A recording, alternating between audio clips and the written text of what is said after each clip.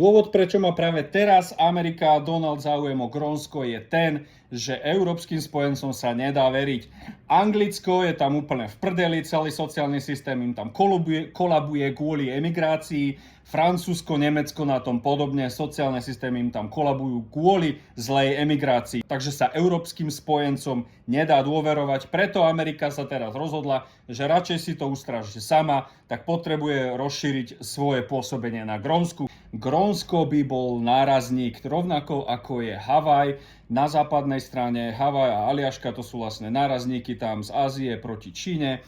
A Grónsko je nárazník proti vlastne Rusku. Na Grónsku už je vojenská americká základňa a tá základňa sa potrebuje rozšíriť.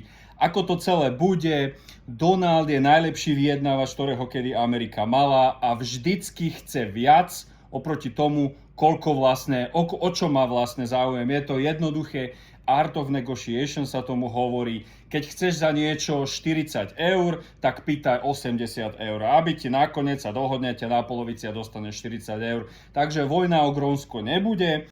Priemerného Slováka to nejako neovplyvní.